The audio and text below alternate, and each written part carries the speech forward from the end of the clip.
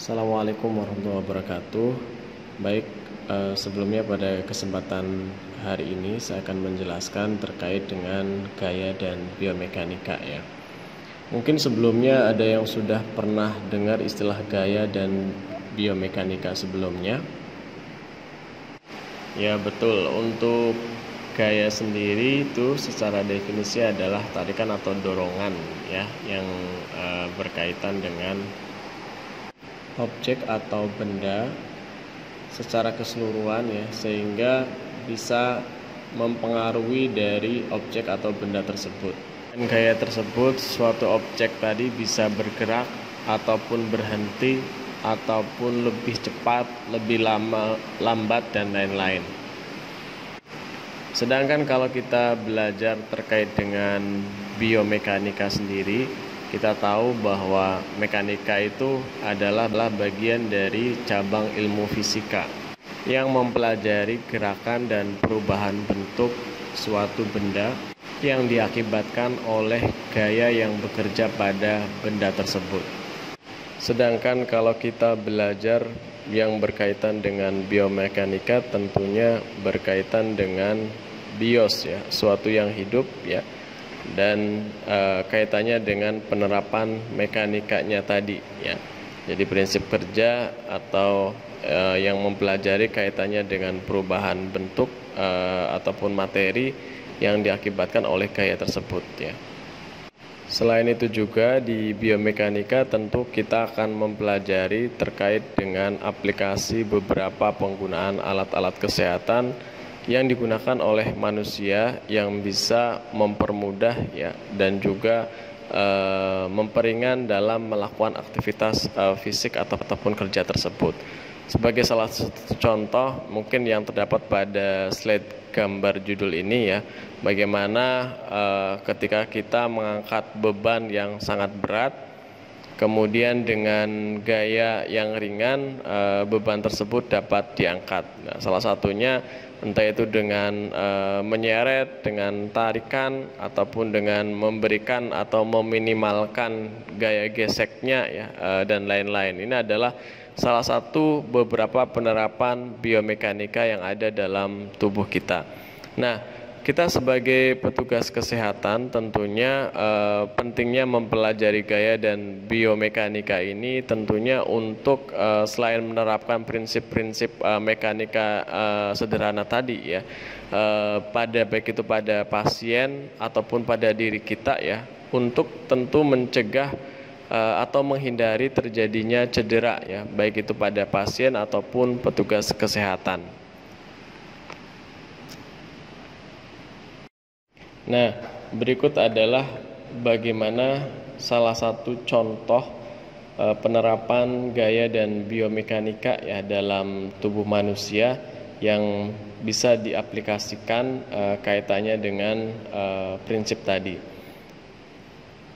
Beberapa kasus yang sering terjadi adalah pada baik itu perawat ataupun bidan ya di rumah sakit sering mengalami kasus kejadian cedera tulang belakang. Dan salah satu faktor yang menjadi penyebab dari kejadian cedera tersebut adalah penerapan gaya maupun mekanika tubuh yang tidak sesuai atau tidak tepat ya. Seperti salah satu contoh pada saat ketika kita mengangkat beban yang berat ya.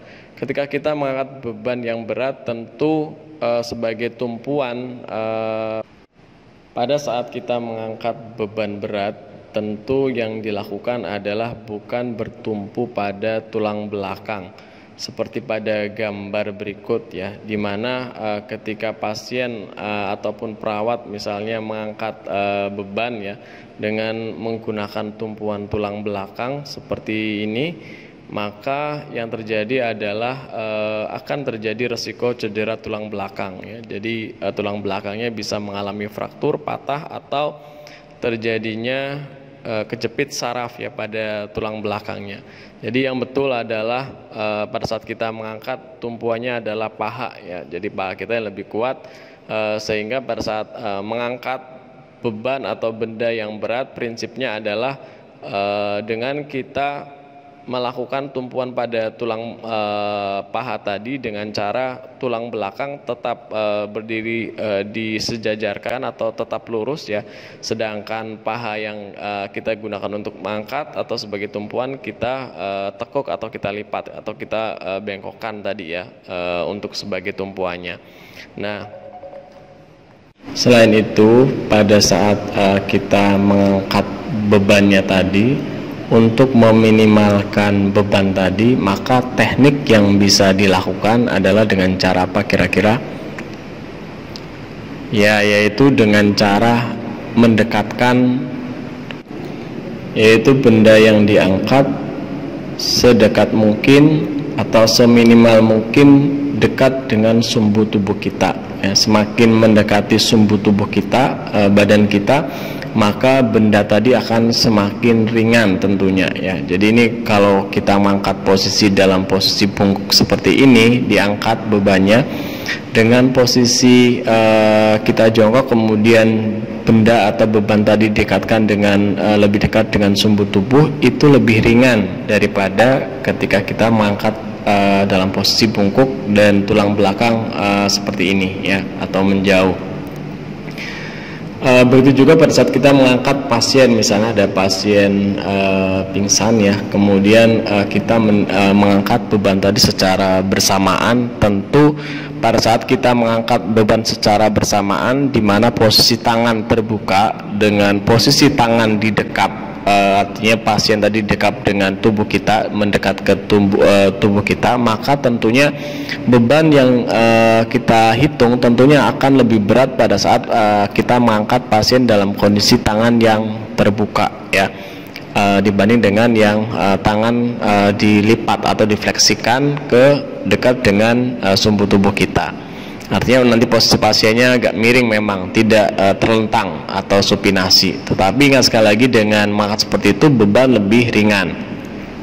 Selain itu juga yang bisa dikhawatirkan atau dibahayakan adalah ketika posisi tadi semakin jauh dengan sumbu tubuh, maka posisi ini menyebabkan mudah gampang lelah atau capek ya, sehingga tangan kita tidak mampu bertahan secara lama untuk mengangkat benda atau beban tersebut, sehingga dampaknya tentu akan berakibat pada resiko terjadinya cedera. Kalau kita mengangkat pasiennya resiko terjadinya jatuh pada saat kita angkat ya, dengan beban yang mungkin berlebih pada saat kita mengangkat, dimana kita merasa kecapean atau kelelahan dan kemudian menyebabkan resiko jatuh pada pasien tersebut.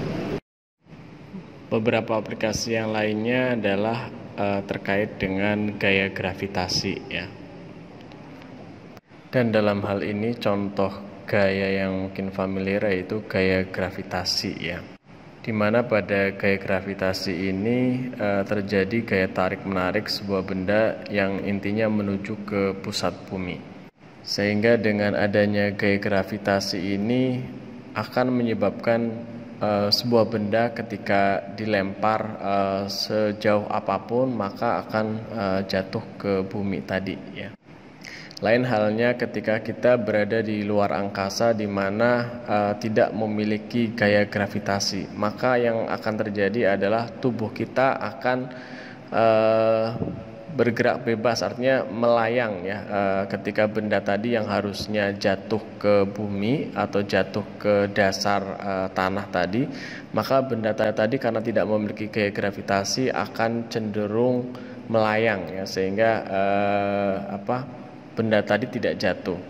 Begitu juga ketika seorang bisa berdiri tegak di bumi itu karena memang adanya gaya gravitasi juga ya. Begitu juga ketika kita bisa tidur ya dengan tenang di atas dipan, itu karena juga ada pengaruh dari gaya gravitasi. Dan itu bisa teman-teman bayangkan ketika berada di luar angkasa tadi ya. Jadi karena tidak memiliki gaya gravitasi tadi, maka ketika kita menuangkan air ataupun ketika kita jalan di permukaan itu tidak bisa. Kita cenderung nanti akan melayang tadi karena tidak ada gaya tarik bumi tadi atau tidak memiliki gaya gravitasi. Penerapan contoh gaya gravitasi yang lain adalah pada saat kita memberikan penanganan pada pasien yang terpasang drainase ya ataupun selang kateter misalnya. Pada pasien-pasien di mana contoh misalnya pada ibu yang habis melahirkan misalnya atau pada pasien-pasien yang terpasang kateter ya. Tentu pada saat pemasangan urine bag ataupun selang drainase akan memperhatikan salah satunya adalah prinsip gravitasi tadi. Sehingga kita tidak mungkin menaruh urine bag ya atau tempat drainase pasien tadi letaknya lebih tinggi daripada tubuh pasien. Karena kalau letaknya lebih tinggi tentu secara prinsip gravitasi karena selalu mesti akan turun ke bawah tadi, maka tidak dimungkinkan drainase tadi akan keluar. Begitu juga yang terjadi kalau kita menolong misalnya pada pasien dengan kasus shock ya, di mana seorang kehilangan banyak cairan tubuh dan gangguan perfusi terjadi pada pasien tersebut. Ya, karena kekurangan cairan dalam tubuhnya sehingga vaskuler atau pembuluh darah yang ada pada pasien juga mengalami masalah ya dalam hal ini kekurangan cairan tadi. Akibatnya suplai yang ke jantung dan juga otak tadi akan berkurang ya. Sehingga penanganan yang tepat pada pasien yang terjadi gangguan shock tentunya dengan cara meninggikan ya bagian kaki atau mengelevasi bagian kaki dengan cara ditinggikan kakinya ya. Tujuannya adalah agar terjadi aliran balik ya darah yang berada di daerah kaki atau tungkai tadi menuju ke bagian organ vital pasien tadi yaitu pada jantung dan juga otaknya. Ya, sehingga akan terjadi perfusi yang baik di situ sehingga tidak lagi terjadi penurunan kesadaran ketika dilakukan reposisi tadi. Penerapan efek gaya gravitasi dalam bidang kesehatan yang lain contohnya yaitu penggunaan botol infus ya harus diletakkan lebih tinggi dari pasien. Ini juga yang mungkin sering terjadi di lahan atau di rumah sakit ya, biasanya mahasiswa atau teman-teman yang praktek di rumah sakit tetapi tidak memperhatikan prinsip ini.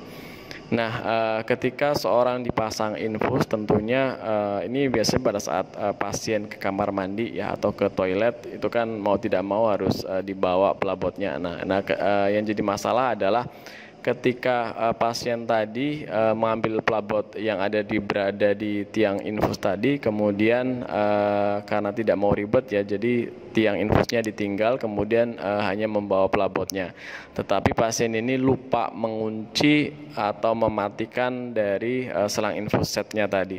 Sehingga yang terjadi apa? Nah, ketika pasien asal membawa botol atau pelabot infus tadi di mana letak dari pelabot atau botol infus tadi sejajar atau bahkan lebih rendah dari posisi tubuh, apa yang akan terjadi?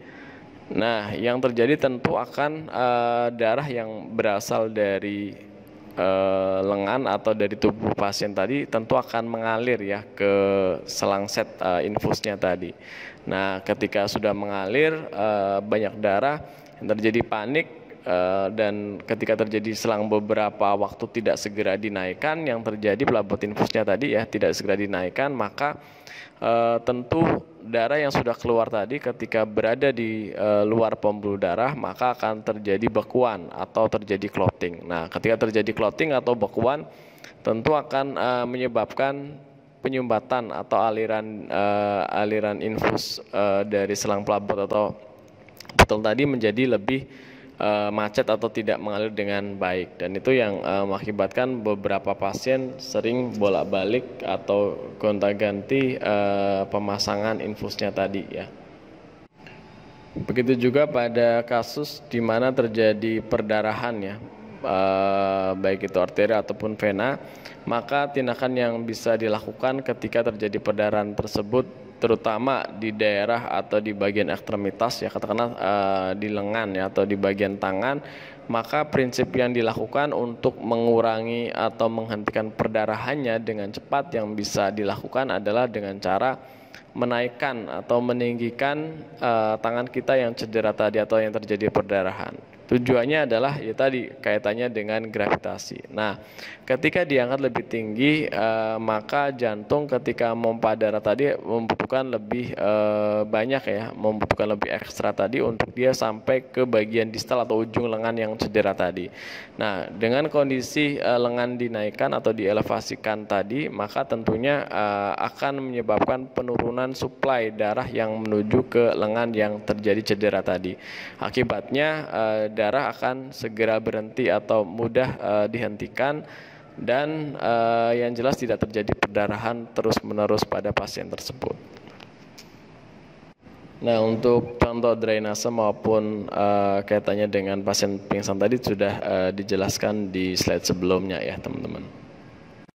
Penerapan aplikasi yang lain yaitu pada penggunaan tempat tidur listrik ya, yang bisa dinaik turunkan dengan menggunakan tombol ya. Di sini untuk meningkatkan sirkulasi baik itu dari dan ke bagian ekstremitas ya, yang membutuhkan tentunya terkait dengan aliran darah ataupun terkait dengan mempermudah pengembangan ekspansi misalnya paru dan lain-lain, ini bisa diatur dengan menggunakan alat tempat tidur listrik tadi ya. Sebagai salah satu contoh yaitu pada pasien yang mengalami polio atau pasien yang mengalami kelemahan atau kelumpuhan di daerah toraknya ya, entah itu karena cedera tulang belakang atau lain sebagainya, maka posisi yang bisa dilakukan untuk membantu menaikkan pengembangan dadanya adalah posisi setengah duduk ya, atau posisi duduk. Nah, itu bisa dilakukan dengan cara menaik turunkan tempat tidur listrik tadi sesuai dengan kebutuhan dari pasien tadi ya. Aplikasi lainnya yaitu pada pasien pasca operasi yang diposisikan miring atau tengkurap ya. Dan ini dilakukan untuk memudahkan aliran sekresi atau muntahannya supaya tidak terjadi aspirasi atau cairan tadi masuk ke saluran pernafasan tentunya, yang itu akan menyebabkan atau membahayakan dari pasiennya. Begitu juga untuk posisi duduk pada pasien operasi bedah otak ya, atau pasien yang mengalami kraniotomi misalnya.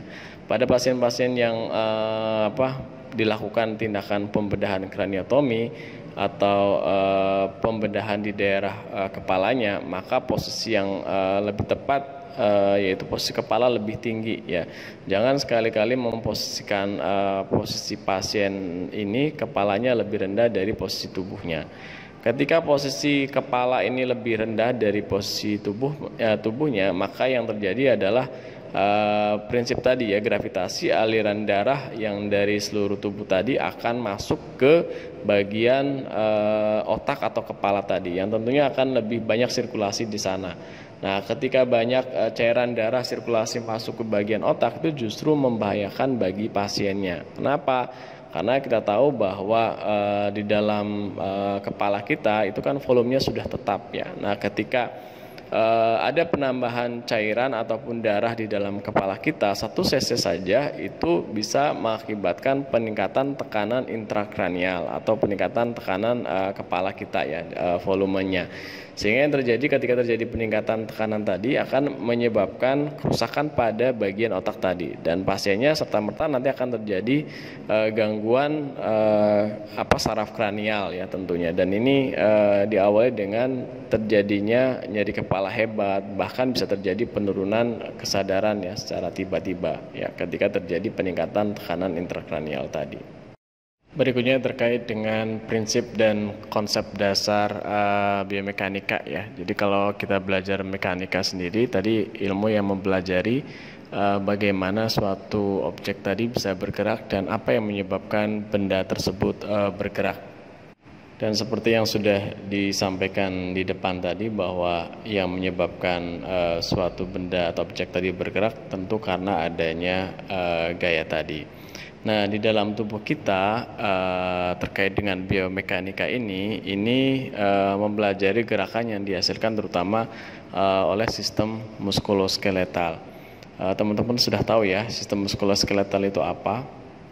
Ya, sistem muskuloskeletal yang berkaitan dengan otot dan rangka ya, karena kita tahu di dalam tubuh kita sebagai alat gerak itu disebabkan atau diakibatkan oleh dari otot dan juga rangka ya. Otot sebagai alat gerak aktif dan skeletal atau tulang tadi sebagai alat gerak pasif. Kenapa dikatakan pasif? Karena memang tulang itu tidak bisa bergerak dengan sendirinya tanpa adanya dari kontraksi atau gaya gerak yang diakibatkan oleh kontraksi otot atau pemendekan dan pemanjangan dari sistem otot kita. Sehingga yang dikatakan sebagai alat gerak aktif yaitu dari otot, sedangkan rangka mengikuti dari gerakan otot tadi, sehingga dikatakan sebagai alat gerak pasif. Nah, gerakan-gerakan inilah yang nanti dibahas dalam kajian biomekanika di dalam tubuh manusia ya, seperti ketika kita mengangkat beban, mendorong ataupun gerakan berjalan, berlari itu karena adanya pergerakan tadi yang dihasilkan dari sistem muskuloskeletal kita. Baik, sekarang terkait dengan prinsip dan konsep dasar tadi yang berkaitan dengan mekanika, ada suatu pertanyaan yang mungkin muncul ya. Bagaimana suatu benda itu dapat bergerak? Nah, menurut Aristoteles bahwa kekuatan konstan itu diperlukan untuk menjaga suatu benda tadi tetap bergerak. Karena pada dasarnya benda itu akan cenderung diam atau terus tetap bergerak untuk menjaga pergerakannya tadi agar konstan.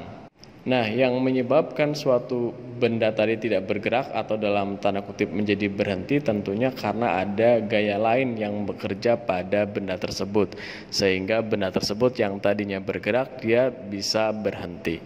Sebagai salah satu contoh misalnya ketika sebuah kelereng diluncurkan di sebuah lantai ya, yang tentu lantainya ini dia memiliki permukaan baik itu yang kasar ataupun yang halus, tentu akan menghasilkan jarak yang berbeda ya. Ketika diluncurkan pada papan yang sangat licin misalnya pada kaca, tentu dengan gaya yang sama dia akan mendapatkan atau menghasilkan jarak yang lebih panjang dibanding dengan yang permukaannya kasar. Dan ini sebenarnya ketika benda tadi atau kelereng tadi diluncurkan, sebenarnya kelereng tadi terus-menerus akan bergerak ya, artinya akan melaju.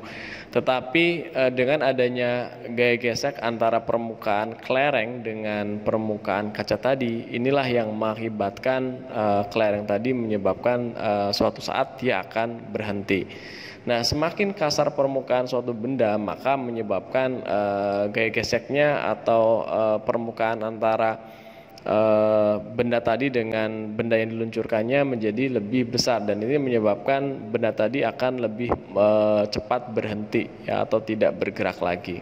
Nah, menurut Aristoteles bahwa suatu objek atau benda tetap bergerak tadi ini diabadikan dalam hukum Newton ya, hukum Newton yang pertama, di mana dari hukum Newton ini ada didapatkan 3 prinsip kerja ya. Yang pertama, benda itu selalu bersifat untuk mempertahankan keadaannya. Jadi kalau benda itu diam, maka benda itu akan diam terus-menerus selama tidak ada gaya yang bekerja pada benda tersebut ya.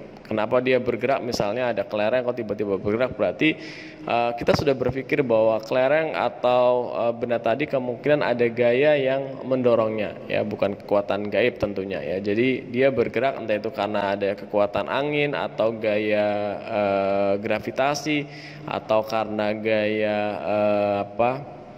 potensial ya, dan lain-lain. Ini yang menyebabkan benda tadi kemudian bergerak.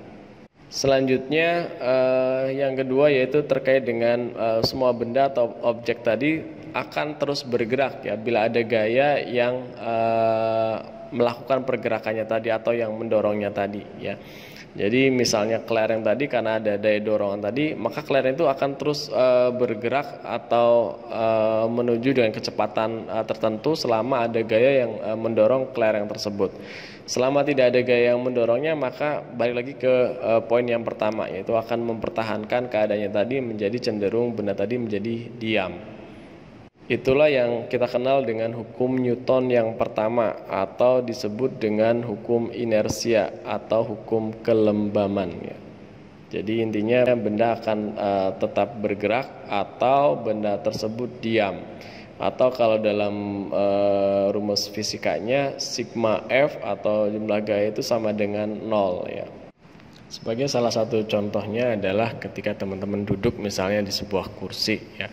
Maka ketika tidak ada gaya pada kursi tersebut ya yang mendorong ataupun menariknya, maka Anda yang berada di kursi tadi cenderung diam atau tetap mempertahankan posisi tersebut. Nah, ketika ada gaya yang lebih besar daripada objeknya tadi, maka benda tersebut tentu akan bergerak ya. Contoh lain misalnya ketika kita berada di sebuah mobil ya yang dalam kondisi diam, maka kita akan tetap tenang ya. Tetapi ketika misalnya mobil tadi tiba-tiba bergerak, tentu akan menyebabkan benda yang ada di dalamnya juga ikut bergerak ya. Itu karena adanya hukum Newton yang pertama.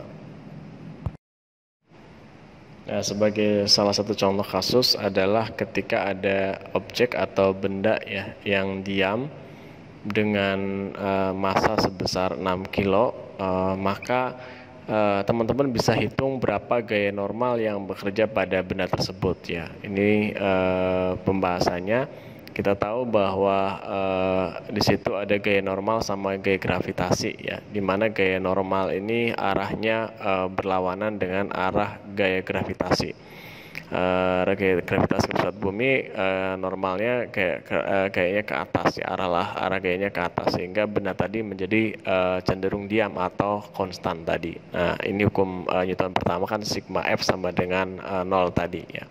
Nah, di sini kita bisa menghitung berat dari benda tersebut berapa, atau gaya yang bekerja pada benda tersebut seperti apa.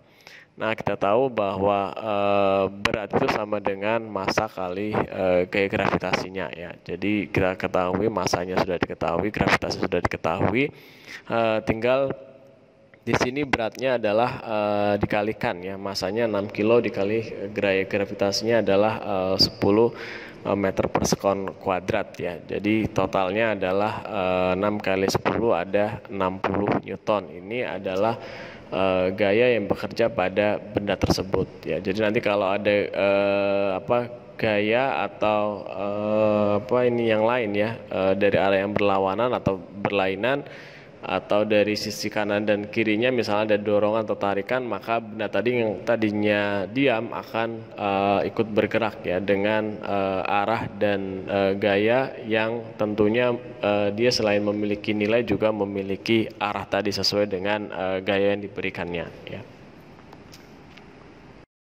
Berikutnya adalah yang berkaitan dengan hukum Newton yang kedua ya, yaitu di mana dari hukum Newton kedua ini berbunyi, apabila ada suatu gaya yang bekerja pada suatu benda, maka benda akan mengalami suatu percepatan yang arahnya sama dengan arah gaya tersebut. Kita tahu bahwa percepatan adalah besaran vektor, di mana selain memiliki nilai, dia juga memiliki arah dari percepatannya tadi. Jadi bisa ke kiri, ke kanan, ya, ke atas, tergantung nanti percepatannya melajunya kemana. Jadi misalnya sebuah benda ya M dikasih gaya dorong ke kanan, maka tentu percepatannya pun akan searah ya, atau sama dengan arah gayanya tadi. Jadi dia akan terdorong atau dengan kelajuan dia ke arah kanan juga, sama seperti pada arah gaya yang diberikan di awal tadi. Dan ini adalah beberapa contoh yang dilakukan seorang perawat atau bidan ya, ketika misalnya akan mendorong pasien di sebuah bed atau mendorong alat-alat yang ada di troli misalnya, Nah, ketika troli tadi yang awalnya diam, maka ketika diberikan gaya atau dorongan ya ataupun tarikan oleh perawat tadi, maka benda tersebut ya troli tadi akan bergerak sesuai dengan arah gayanya ya. Jadi kalau perawat tadi memberikan dorongan katakanlah 10 Newton ke arah kanan ya, maka troli tadi akan bergerak ke arah kanan ya dengan percepatan sebesar A tadi ya, yang nanti akan melaju ke arah kanan tadi sesuai dengan arah gaya yang diberikan oleh perawat atau bidan tadi. Berikut ini adalah soal contoh yang berkaitan dengan prinsip Newton yang kedua ya. Di sini pada gambar di sini teman-teman bisa tentukan berapa percepatan benda tadi dan berapa tegangan tali.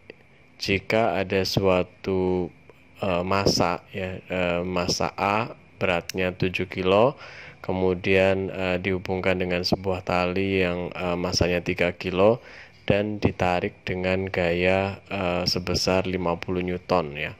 Nah, yang ditanyakan berapa percepatan benda tersebut ya. Jadi kita tahu bahwa di hukum Newton yang kedua F sama dengan M kali A ya. Jadi ini nanti kita tentukan gaya tegangnya tali berapa sama percepatannya berapa.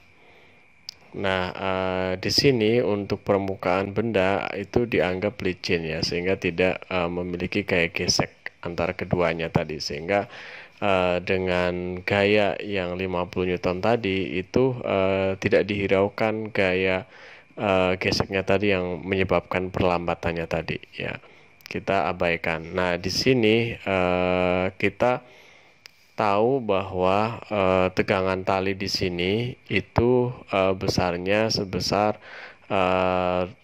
massa ini ya, massa benda A dikali 7 yaitu M kali A. Nah, A-nya kan percepatan. Di sini tidak diketahui, belum diketahui ya, yang ke arah searah dengan gayanya. Kita tahu bahwa percepatan kan memiliki arah. Nah, arahnya kan searah dengan gayanya tadi ya. Nah, di sini untuk persamaan yang keduanya yaitu 50 Newton tadi dikurangi gaya tegangan tali itu sama dengan percepatannya ya, 3 kali A ya. Jadi ini 3 dikali A, ini percepatan untuk yang benda B.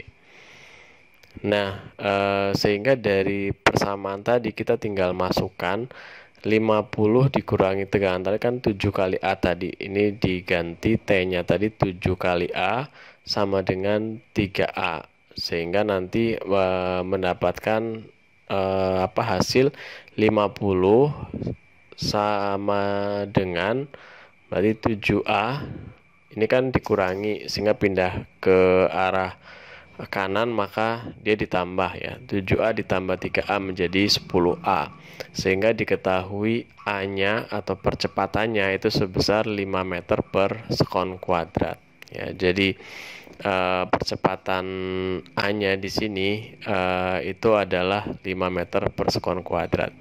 Sehingga untuk mengetahui gaya tegang talinya, kita tahu bahwa tadi gaya tegang tali adalah 7 kali A tadi. Sehingga gaya tegang talinya 7 kali percepatannya. Percepatannya kan sudah diketahui, yaitu 5 meter per sekon kuadrat tadi. Sehingga didapatkan gaya tegang tali yaitu 7 dikali percepatannya 5 tadi, sehingga ditemukan 35 Newton ya. Itu untuk soal hukum Newton yang kedua. Sedangkan untuk hukum Newton yang ketiga itu berbunyi bahwa untuk setiap aksi itu selalu ada reaksi, di mana arah aksi tadi berlawanan dengan gaya reaksinya tadi ya. Jadi antara aksi dan reaksi ini saling berlawanan, dan ini sebagai salah satu contohnya adalah gambar pada orang yang mencoba untuk menolong ya untuk mendudukan di kursi roda. Nah, di sini pada saat si penolong tadi ya mau memindahkan pasien tadi ke kursi roda, jika tidak diperhatikan ketika menaruh si pasien tadi tanpa dikunci terlebih dahulu, yang terjadi adalah dia bisa meluncur ke arah pada saat si pasien tadi jatuh tadi atau duduknya tadi ya. Jadi kalau didudukan dia akan meluncur ke arah sebelah kanan. Karena ada gaya atau dorongan dari pasien tadi sebesar masanya tadi ke arah yang sebelah kanan tadi, sehingga ini perlu ada dikunci tadi supaya tidak ada dorongan dan kunci tadi sebagai gaya yang memberikan reaksi tadi, sehingga si pasien tadi tidak meluncur atau tidak jatuh tadi ya, akibat dari gaya dari aksi maupun reaksinya. Begitu juga pada kasus contoh penggunaan traksi ya. Jadi ini traksi di pasien fraktur, misalnya ada cedera tulang belakang, kemudian dikasih beban sebesar massa M. Nah, di sini ada dengan adanya gaya tarik dari beban massa tadi ke arah bawah tadi, ini akan memberikan reaksi dari tubuh kita untuk memberikan perlawanan sebesar dari arah gaya tadi, yang besarnya itu nanti dihitung atau dipertimbangkan sehingga beban tadi tidak menyebabkan cedera pada pasien. Berikut adalah contoh soal terkait dengan hukum Newton yang ketiga, yaitu gaya aksi dan reaksi sama ya. Ini ada sebuah benda ya, yang dalam hal ini ada benda A dan benda B, di mana benda A tergantung bebas dan benda B berada pada sudut tertentu ya. Dalam hal ini di sini dicontohkan 37 derajat ya. Nah, di sini anggap katrolnya licin ya, sehingga tidak ada gaya gesek di antara keduanya, dan dalam posisi seperti ini benda tidak bergerak ya. Artinya ketika benda tadi tidak bergerak, ini menunjukkan pergesekan antara katrol tadi dianggap 0, sehingga gaya tegang pada tali itu sama dengan T tadi yang diasumsikan gaya tegangnya ya. Dan di sini ada gaya gesek yang berlawanan dengan arah gaya tegang tali yang sebesar F kecil ya. Di sini diasumsikan seperti itu. Nah, pada gambar ini dapat diketahui bahwa berat massa A itu kan M massa A dikali G ya, atau gravitasi, dan berat massa B itu sama dengan massa 5 kilo tadi dikali gravitasi. Nah, persamaan yang kedua diketahui bahwa berat massa A tadi itu jika dikurangi gaya tegang tali itu sama dengan 0. Kita tahu bahwa benda ini tidak bergerak, sehingga antara massa atau berat di benda B tadi dikurangi gaya tegangnya itu sama dengan 0 tadi. Sehingga di sini bisa diketahui bahwa gaya tegang tali yang menghubungkan katrol tadi itu sama dengan berat benda A dikurangi gaya tegangnya itu sama dengan 0, dimana kita tahu bahwa berat dari benda A itu adalah massa kali gravitasi. Massanya sudah diketahui 4 kilo dan gravitasi sudah diketahui 10, sehingga didapatkan 40 dikurangi gaya tegangnya sama dengan 0.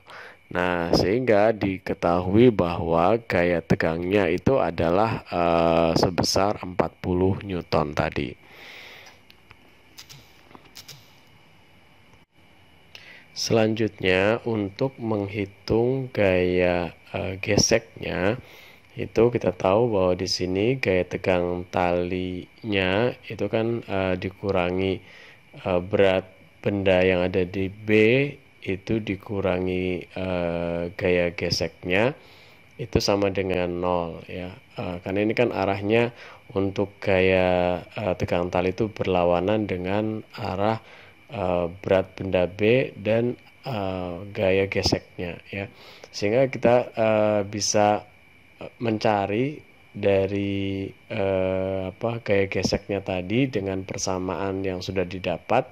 Kita tahu bahwa gaya tegang talinya sebesar 40 dikurangi berat benda B itu massa kali gravitasi ya. Cuma di sini karena di sini dalam bentuk sudut ya, sudut 37, maka di sini arahnya kita tinggal dikalikan dengan sin sudut dari 37-nya tadi ya. Jadi di sini massa berat benda B 5 kilo dikali gravitasi dikali sin 37 dikurangi gaya geseknya, sehingga didapatkan persamaan tadi 40 dikurangi M kali G 50 tadi ya, masanya 5, gravitasi 10, 50 dikali sin 37 itu kurang lebih 3/5 ya, dikurangi gaya geseknya, sehingga dari persamaan tadi didapatkan gaya geseknya sebesar 10 Newton ya. Nah, berikutnya adalah gaya friksi atau kita kenal dengan gaya gesek ya. Nah, gaya friksi sendiri ada beberapa penerapannya di dalam tubuh kita ya. Contoh seperti gaya gesek yang bekerja pada permukaan yang halus ataupun tidak rata. Nah, di sini beberapa aplikasi gaya friksi yang dapat dimanfaatkan oleh tubuh kita. Salah satunya adalah pada kantong perikardial ya, yang ada pada jantung, selaput perikardium yang berisi cairan serosa, di mana kantong perikardial ini berisi cairan pelumas yang fungsinya tentu adalah untuk mengurangi gaya gesek antara permukaan dinding torak dengan jantung itu sendiri ya, sehingga dengan adanya kantong perikardial tadi yang berisi cairan serosa tadi, ini memungkinkan jantung kita itu tidak memiliki gaya gesek yang berat atau banyak, sehingga menyebabkan kerusakan pada jantung itu sendiri.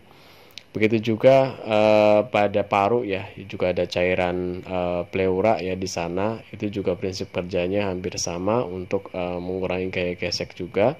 Dan dalam tubuh lain itu ada cairan pada sendi, yaitu cairan sinovial yang fungsinya kurang lebih hampir sama juga ya, sebagai bantalan dan juga mengurangi gaya gesek tadi yang dapat berakibat mempercepat aus ya kalau tidak ada cairan sinovial tadi, sehingga sendi kita tetap aman dengan adanya cairan sinovial yang ada pada sendi kita.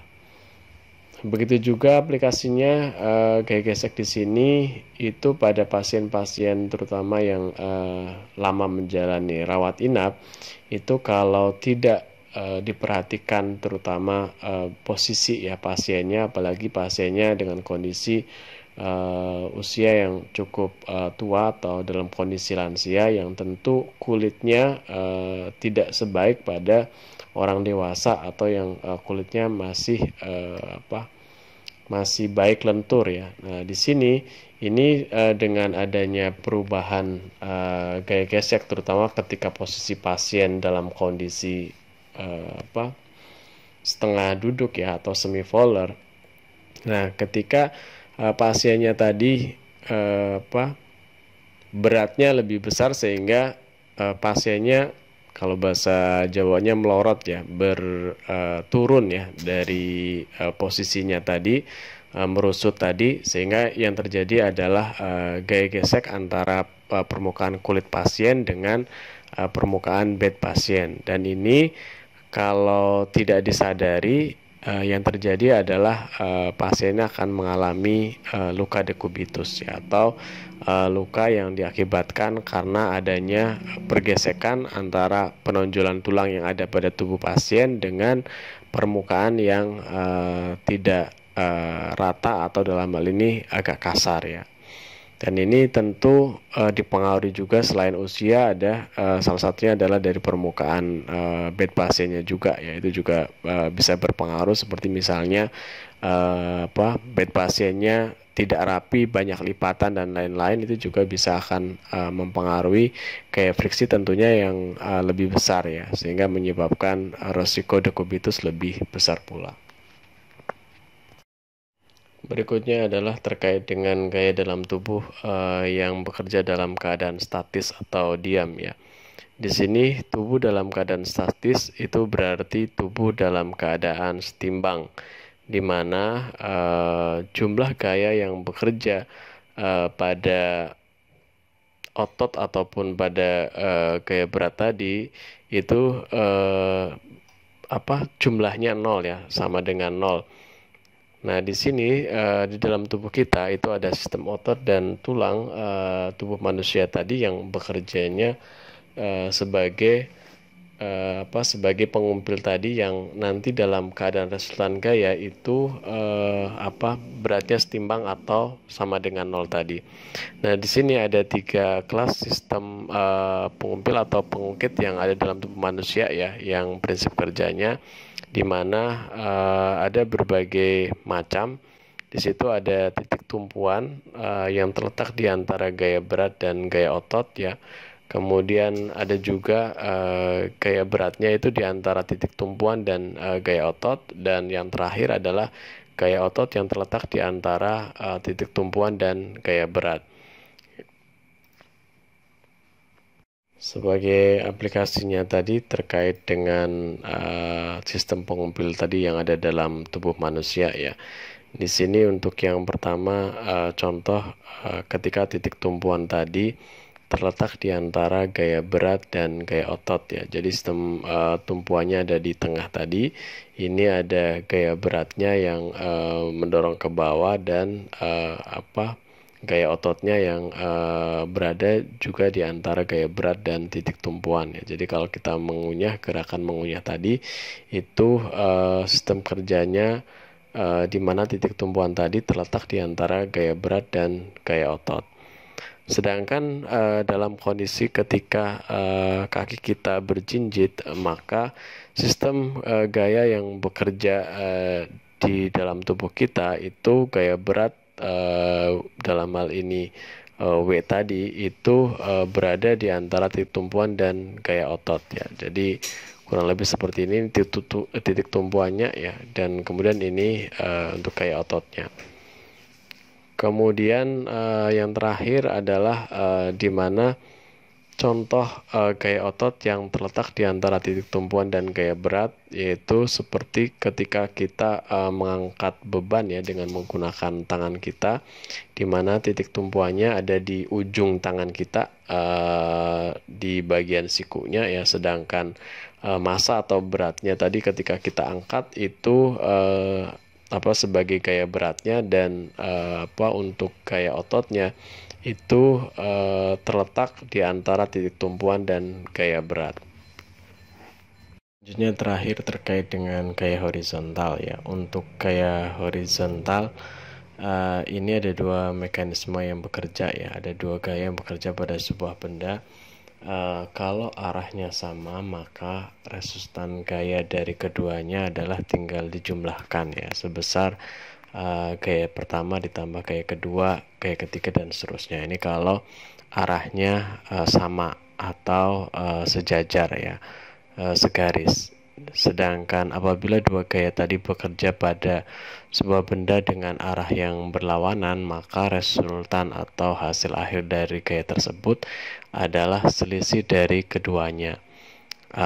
Misalnya adalah ke kanan 10 Newton, ke kiri 5 Newton misalnya. Nah, resultan gaya keduanya itu ya 10 ke kanan tadi dikurangi 5 ke kiri, maka hasilnya adalah 5 ya. Dan ini arah gayanya karena 5 ke kiri lebih kecil, maka didapatkan arah gaya 5 ke kanan ya hasilnya.